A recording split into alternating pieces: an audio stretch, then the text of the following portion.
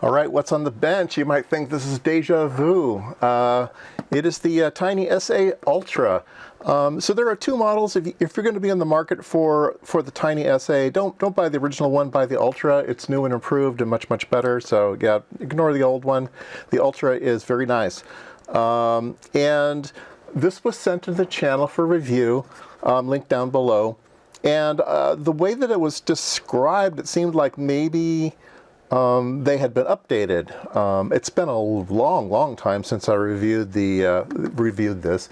I have a playlist on my channel called TinySA, so I've got dozens and dozens of videos on the TinySA. So this is going to be a short video, probably, to see what's different, if anything.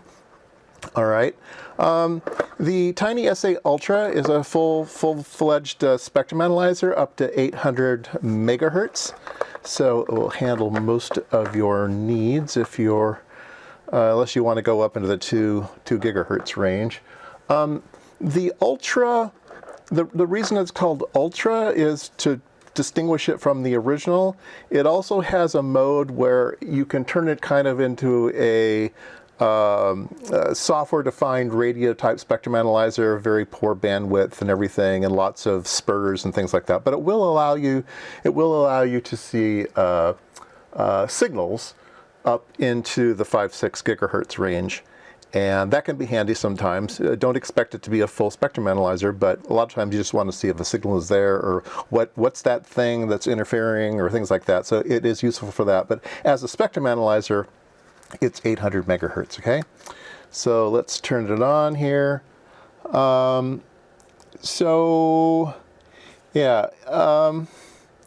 It doesn't look any different than the other one I have. So this is my old TinySA ULTRA, and as far as I can tell, there's been no changes other than software, okay? So the software keeps getting updated all the time.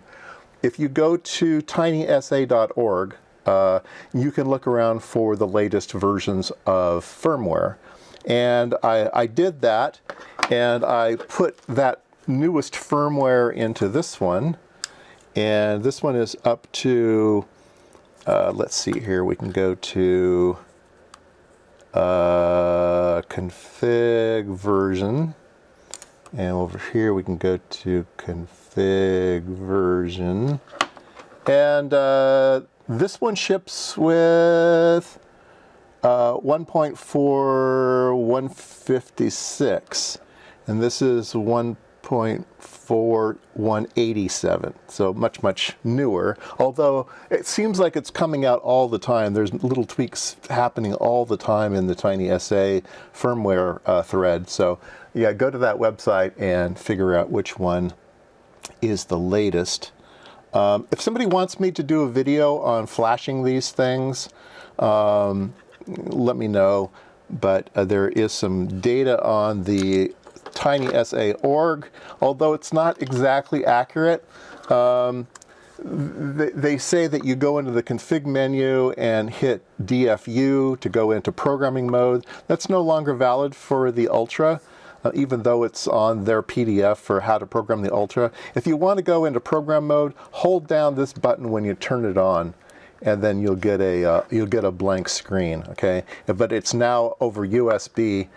It's now in program mode. Okay, so that's the way you put it into DFU mode.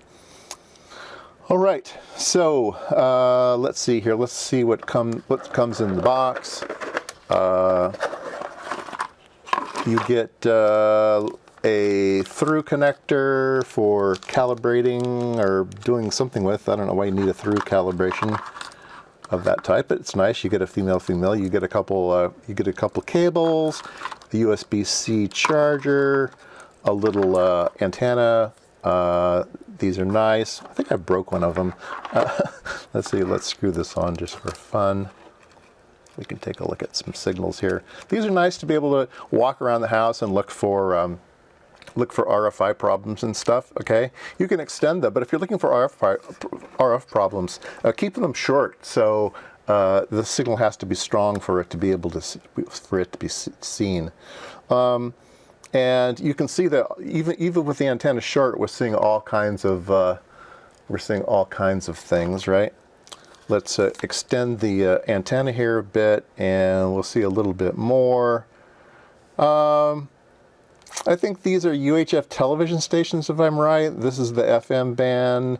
This is Wi-Fi over here. You know, yeah, it's all the standard stuff. But nice.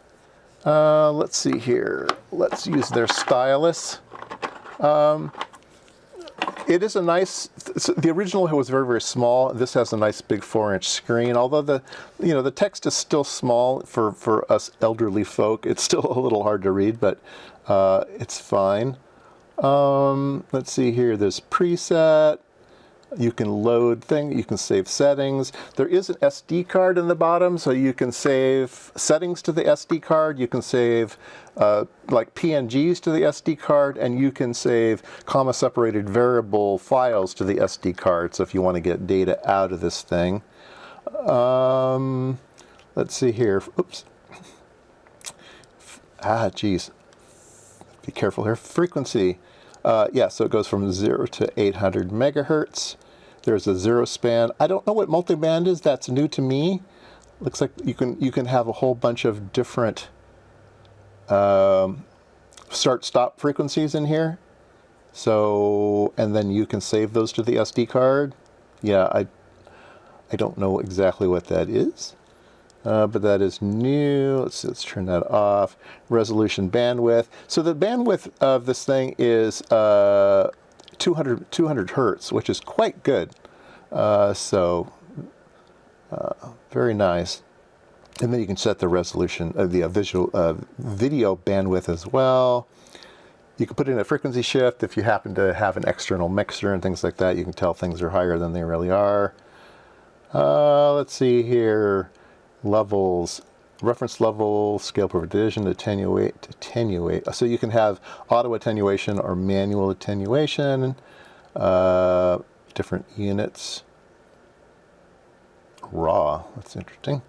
External gain. So there's also a low noise amplifier. If you turn that on, things should get bigger. There they go. But it does generate some non-linearity on the noise. It's a little bit humpy here. Let's see here, turn off the LNA. Triggering, listen. Yeah, I think listen, I don't know if there's a speaker in here or not, or I think you have to put, yeah, you have to put headphones. If you put in headphones and you're on 0 span, you can do slope detected, FM, yeah, all that kind of stuff. Let's see here, what else do we have? Display, there is a waterfall that you can add, and the waterfall will appear here on the bottom. And it's kind of funny, if you go back to turn it off and you hit it again, it just gets bigger. And then if you hit it again, it just gets bigger. So now it's occupying that much of the screen. It'll finally fill it all in. So in order to get back, you just have to do it the 4th time, and then it finally comes back. One of the things I don't like about the waterfall is that the amplitude changes, the false color amplitude changes as you change if you're a little bit or a big bit. It's just kind of an annoying thing for me. Big number. Oops. Oh no. See, if you accidentally click, you have to go all the way through all 4 of them to get rid of the stupid thing. Oops. Oh man. See, this is... There we go. Turn it off one more time. Is it off? Yeah, okay, good. Big number. Oh, wow. That is big number. So that's good. That's the marker, I guess. Yeah. So the marker is big number. Draw a line. You can put a line on here if you have, like, if I need to be below minus 30 dBm, you can draw a line at minus 30 dBm. You can change the sweep time. It's automatic now. Sweep points, it's automatic. Let's see how many sweep points we get. 450, that's nice. So if you want to speed things up, you can go to, say, 200 points. And now it's a little bit zoomier. We're at 450 points now. Okay. Sweep accuracy, don't know what that is. Rotate display, interesting. Oh, you can put it upside down. Okay. Okay. Oops. And then it's upside down, so I have to rotate the... Oh, no. I have to rotate the display back. Now I've messed it up. Display... Where's rotate display? Oh, yeah. Okay, good. That's annoying. Lock display, fine. That was display. Markers. 8 markers. Wow. You can do marker search, things like that. Measure. So a lot of the updates have been adding a bunch of stuff like harmonics and compression points and width of filters, AM, FM, total harmonic distortion. That's good. Channel power, linear, noise figure. Yeah, see a lot of automatic measurements. Okay, back. Storage. Yeah, so you can save as comma separated variables, save traces, save captures, save settings. You can save and load and all that stuff on the SD card. And config, self-test. If you do a self-test, connect a cable between the two. Level cal. If you flash the new, in fact, let me show you that because I need to do it. When you flash the new firmware in your machine, okay, the upper left here is in red, and that means that a calibration has not been done. A self-calibration has not been done. So I'm going to add this external cable that goes just between the two connectors. All right, and then I can go into the config menu and do a level cal, calibrate.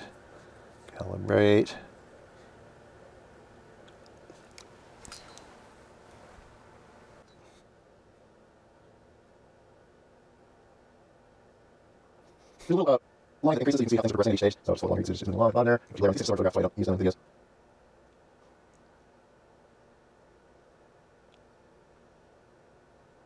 Oh, it's taking a long time. Okay, calibration complete. Touch screen.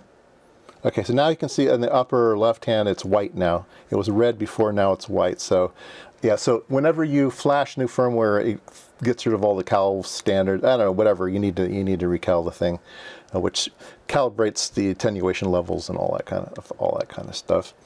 Let's see here, reversion, spur removal. Yeah, spur removal, I won't want to talk about that. Date time, it's internally, there's clocks inside the thing so it can listen to itself, and so we have per spur removal, it can figure out those things and then get rid of them. Set the time and date. There's a whole bunch of fancy things. This is how you enable the ultra mode if you want to do that. Yeah. All right, so the one thing I didn't cover was mode. So you can use this thing as a spectrum analyzer, or you can use it as a signal generator, which can be really, really handy. And I've covered that on other videos, so I won't go over them today. But yeah, you can do that. But anyway, yep, the TinySA in 2024, at the end of 2024, it's December now. Yeah, these things haven't changed, and the software keeps getting updated. So yeah, there you go, quick update.